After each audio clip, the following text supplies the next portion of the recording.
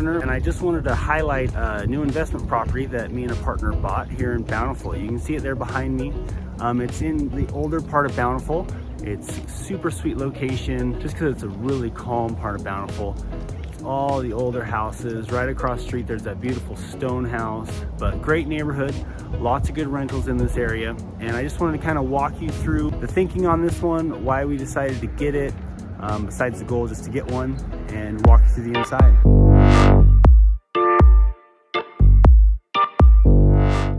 With this rental, we wanted to obviously get a duplex. This one looked great because it's very similar to a house I have in Sugar House. So just going through these initial numbers, the purchase price was at $325 when they listed it. That ended up getting bid up because it was a pretty competitive property. For this analysis, I estimated closing costs to be $500,000, repair costs at $15,000. So the total cost was going to be about $345,000. As you'll see, at the end of the video, I go through what it actually became, and it changed quite a bit because my purchase price ended up being $340,000. So it did get bid up. But this analysis, it did help quite a bit with everything. While the expenses did increase because the purchase price was higher, the monthly income was also higher. Here I estimated income at $1,900, which was about $400 low. And the expenses also increased partly because it got bid up to $340. Closing costs were a little bit more, and our rate was 4.5% instead of 4%. So here our cap rate was about 6.49. It stays about the same just because income increased and expenses increased. So our cash flow ends up actually being higher than the 504 listed here. It was above 550. So that was super positive.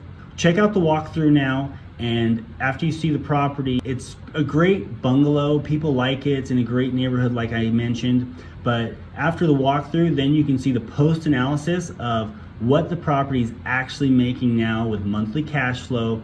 You know, these are accurate numbers for the payment I'm making every month on it, for the rent I'm receiving every month on it, so you can actually see what it's performing like now.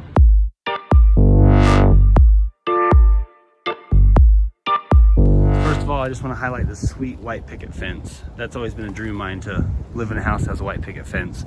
Unfortunately, I won't be living here, but at least now I own a house with a white picket fence.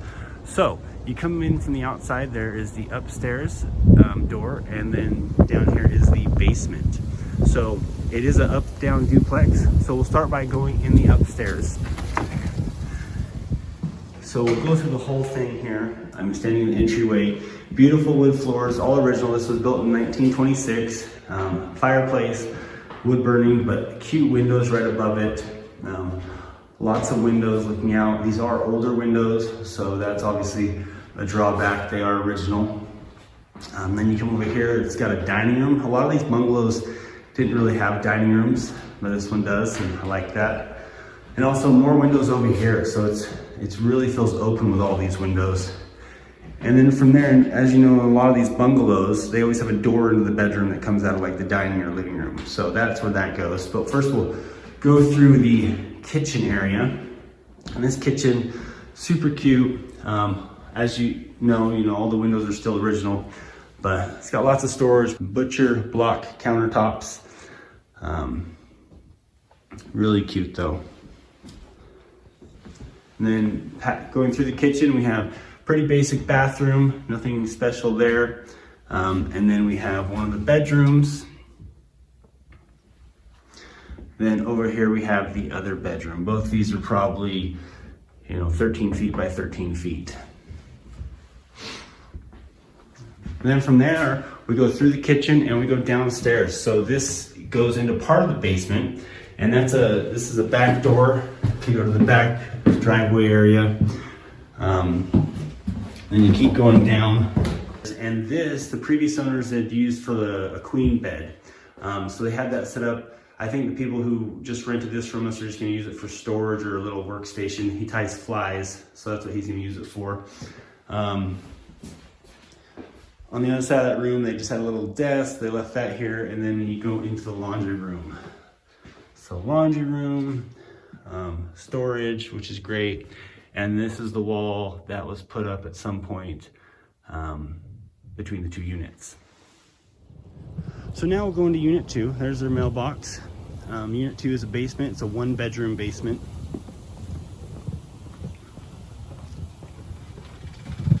This one, that upstairs one, we've already repainted, carpeted.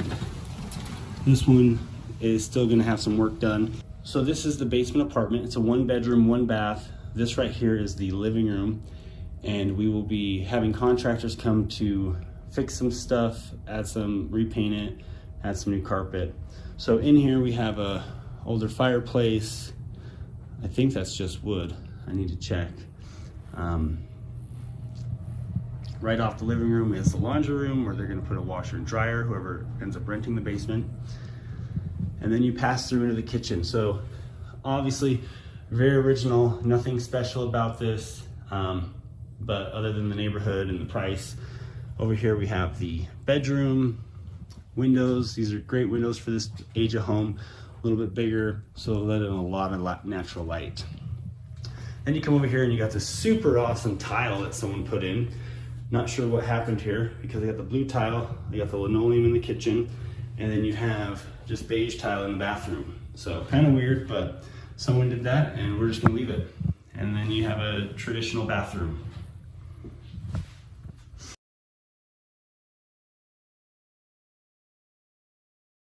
Okay, so here's our post analysis. See at the top, monthly income is $2,300. We ended up charging $1,450 for the upstairs, which is that 2/3 bedroom unit, and then $850 for the downstairs, the 1-bedroom unit. Our monthly expenses came out to $1,725, so cash flow ended up at $582 approximately. So our cap rate ended up at 6.62, which in Utah I think is pretty good right now. Like, people often want to find stuff above 7, and that is just really, really hard. The cash needed to close this deal was just over $95,000. So you'll see our purchase price ended up being $340, which I mentioned it appraised for. Closing costs, including everything, was about $10,000. Here on this sheet I show 0 repair costs, but we ended up putting about $4,000 into repairs, so those were lower than I expected. We basically just did paint, we did carpet initially. Later on, so we've had this property for about a year now, and since then I've had to replace a window, which, a couple $100. I did add an AC because when we bought it, it didn't even come with, it didn't have any AC, didn't have a swamp cooler, so the basement unit had a window AC. So we ended up adding an AC for the upstairs. It cools that, it keeps the house cool. So all in all, the down payment, $85,000, loan amount was $255,000. Our payment right there, $1,292.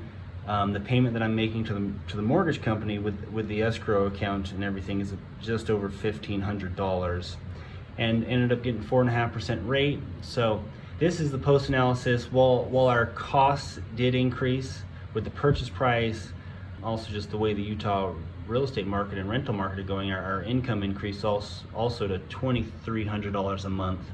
So cash flow in pocket at the end of the day is about $580 per month. We're a year into this, so we're renewing leases. Those renew in a month. So those are both going to increase about between 2 to 3% to spread that gap on, increase that cash flow.